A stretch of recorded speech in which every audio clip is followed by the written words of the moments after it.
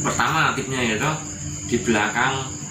Mau misalnya sing tanya gimana kan berputar speed itu kan gantian yang narik di depan. Halo Pak, kembali ke asal ya. Terus Podo, makan tak bonus oke.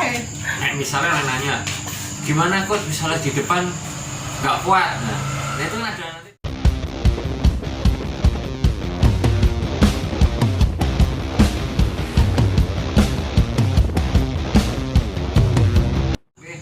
HR misalnya kita pakai HR kita tinggi, sebelum tinggi kita narik, bagaimana perpindahannya, ngasih kode sikut ke kiri, nah dia pindah.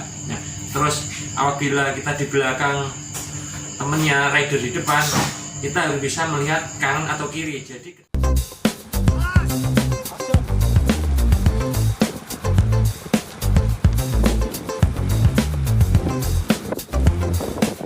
ketika depan rem mendadak atau ada lubang, kita bisa menghindari.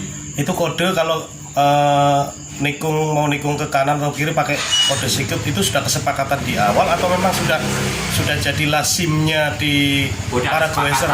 Kesepakatan. Jadi di pengganti itu bukan nikung, pengganti. Pengganti. Biasanya kan kita latihan 10 orang. Pokoknya gantian 10 orang. Misalnya perjanjian misalnya 100 meter, 200 meter atau semampunya. Jadi ketika mau ganti ke kiri, kita keluar ke kiri, yang ganti kanan misalnya gitu loh. Oh, gitu. Itu sering karena teman kesampaikan karena ini apabila pemula itu kadang kita tidak tahu dalam berpeton. Jadi dalam berpeton itu ada aturan, ada etikanya. Jadi ketika kita nggak kuat narik di depan, segera kasih kode sikut tangan. Jadi kita minggir ke kiri. Jadi yang belakangnya menggantikan ke depan dan sebenarnya kembali lagi ke peton. Itu yang pertama. Kemudian yang kedua, ketika kita berpeton di belakang, jangan lupa pandangan kita bisa melihat kanan atau kiri. Itu fungsinya apa? Apabila ada lubang atau depan ada masalah ban bocor, kita bisa dengan cepat menghindar. Pemula itu ada kan ini nyeneni juga. Weh jangan ngawur nek kamu ngode. Ada kan sering mesti kalau yang komer tanya mesti, gimana kok misalnya saya nariknya kuat 50 meter, nggak masalah. Jadi ketika kita jadi lokomotif atau rider di depan, semampu kita, misalnya kita ada alat hati kita, jangan sampai hati kita mentok. Jadi ketika kita masuk lagi ke peloton, kita masih punya tenaga. Tapi kadang para pemula dengan ego yang sendiri menguarai, kencang, habis itu minta ganti, ini kencang, kamu udah gak bisa masuk ke peloton, jadi kewer akhirnya. Itu menjual lagi. Berarti sing kode sikut untuk mengganti posisi penarik ya, atau lokomotif atau pokoknya penarik di depan lah, karena kemungkinan sudah nggak kuat harus bergeser ke belakang, posisi gantian ditarik, kodenya sikut. Itu kesepakatan di awal. Di klub atau di kumpulan goeser yang lain belum tentu seperti itu, tergantung kesepakatan masing-masing ya. Apabila kita jadi dalam peloton, sebaiknya kita lurus, jangan siksa. Kadang kan gaya kita sebenarnya bisa dan fokus kepada yang di depannya. Ya kan, apabila nanti depan rem mendadak atau ada lubang, jadi kita tetap selalu fokus. Ini bicara tim dalam kelompok dalam speed ya, dengan kecepatan. Ya, dengan speed lah, dan orang kan menariknya nanti dan dengan speed iki gue narik gue narik wong. Berarti sepedaan waktu berkelompok dengan speed kan sudah fokus harus dengan yang ditarik. Iya. Kecuali pada saat yang penariknya atau lokonya itu mengurangi kecepatan, berarti kita goeser berarti kan iso menikmati sambil menikmati pemandangan yang kita jalur yang dilalui kan, Kecuali dalam speed kan berarti memang harus fokus, konsentrasi. Contoh ada kode memang untuk menghindari lubang atau ada hambatan di jalur seperti apa, karena itu memang kelihatannya sepele tapi itu berbahaya, bisa fatal. Ya, karena ini seluruh Indonesia ibaratnya senangnya lagi speed dan peloton gitu loh. Dan pemula kadang pengennya kan dia skillnya belum mumpuni, tidak tahu etika dalam peloton, dia masuk. Wah ini kacau, begitu mau finish biasanya kurang 1 kilo atau 2 kilo kan speed tinggi. Nah ketika dia tidak tahu, nggak nengok nggak ngano, dia speed habis, tiba-tiba menggok ke kiri, itu yang bahaya. Padahal ketika kita bisa dihantam dari belakang sama temannya itu ya, jadi accident ya. Ketika nggak kuat pun harus lurus. Jadi ketika kita berpeloton, mau kita nggak kuat, mau habis tenaga harus lurus. karena yang belakang itu otomatis sudah kanan kiri. Ketika kita lurus mau diam, berarti posisi kan diam, lurus, mengurangi kecepatan tapi posisinya lurus sesuai jalurnya. Jadi yang di belakang yang kira-kira masih mampu, dia akan menyalip baik kanan atau kiri, posisinya tidak berbenturan. Salam 2 pedal, 1 aspal, 1 juta saudara. Salam nanjak, les lur.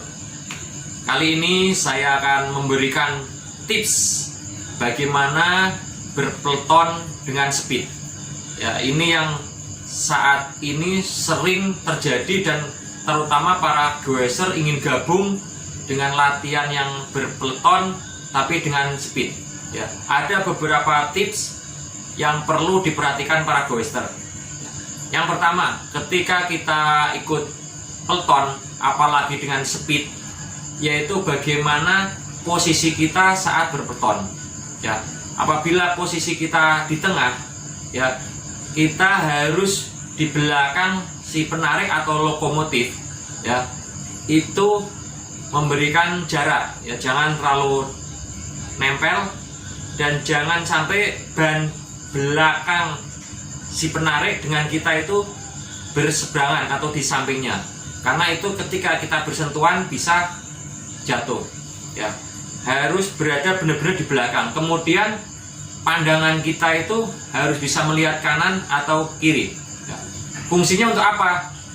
Ya, jadi ketika pandangan kita bisa melihat kanan atau kiri, jadi ketika rider yang di depan atau lokomotif yang kita ikutin itu ada insiden, misalnya ban bocor atau ada lubang, kita otomatis bisa dengan cepat menghindari dari rider yang depan, yaitu kita bisa banting ke kiri atau ke kanan dengan cepat. Ya. Kemudian yang berikutnya, ya tips yang berikutnya, ketika kita ikut peleton dengan speed, ya bahwa biasanya ketika kita latihan itu sering si lokomotif itu minta gantian. Ya. Jadi meskipun kita pemula, nggak usah takut, nggak usah ragu. Ketika kita minta gantian ke depan, ya ini yang perlu diperhatikan. Biasanya kalau kita berpeleton, kita sudah bersepakat bahwa ketika yang di depan minta ganti, biasanya memberikan kode sikut, ya biasanya kanan ya. Ketika yang di depan memberikan kode, yang belakang otomatis maju ke depan. Biasanya kita sepakati yang habis narik biasanya ke kiri. Ya, biasanya ke kiri, kemudian yang menggantikan langsung ke depan. Yang perlu diperhatikan ketika kita saat itu menjadi penarik atau lokomotif, jangan sampai tenaga kita itu benar-benar habis. Jadi ketika kita memakai alat heart rate atau yang lain atau power meter, jadi kira-kira kita tenaga kita masih 70% atau 80%. Ya, jadi ketika kita kembali ke peleton, tenaga kita masih ada, sehingga peleton dengan speed tetap, kita tidak akan ketinggalan atau bahasa kerennya terkewer-kewer. Ya, jadi masih aman. Kemudian yang berikutnya, ya ketika kita berpeleton dengan speed, pada saat di tengah atau di perjalanan dengan speed tinggi, ya kita jangan sampai kita itu siksa atau kanan kiri, karena itu bisa membuat rider lain celaka. Ya, sebaiknya kita tetap lurus. Ya, ketika kita passing di depannya, udah nggak usah maju mundur, tapi tetap fokus bahwa kita berada di belakang rider yang lain, kecuali pada saat kita narik di depan. Ya. Kemudian yang berikutnya, yang sering terjadi biasanya para goeser pemula yang ingin speed tinggi berpeleton sementara belum paham masalah teknik serta etika dalam berpeleton. Ya biasanya ketika menjelang finish, ya menjelang finish biasanya kurang 1 kilo atau 2 kilo atau 500 meter, wah itu biasanya adu sprint. Ya adu sprint, karena menjelang finish memang udah kesepakatan menjelang finish kita adu sprint. Nah ini yang perlu diperhatikan.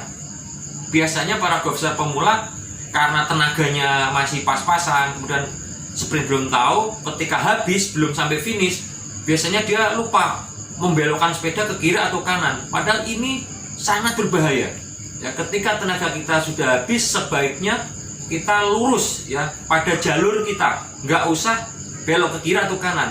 Karena rider-rider yang lain yang dengan speed tinggi, dia dari belakang sudah nanti secara otomatis itu mengambil jalur kanan atau kiri kita yang kita sudah tidak kuat ya. Bahwa harus benar-benar dipahami, ini yang catatan bagi para goeser pemula terutama yang ingin berpeloton dengan speed tinggi ya. Jadi ketika kita latihan berpeloton ya, pesan saya selalu menjaga ya keselamatan diri kita maupun rider yang lain. Semoga tips dari saya itu bisa bermanfaat. Apabila ya perlu penjelasan lebih detail lagi, silakan komen di kolom komentar, dan jangan lupa agar konten saya ini tetap berlanjut dan bermanfaat bagi orang lain, mohon bantuannya untuk like, subscribe, dan komen. Terima kasih, semoga bermanfaat. Salam nanjak, les lur.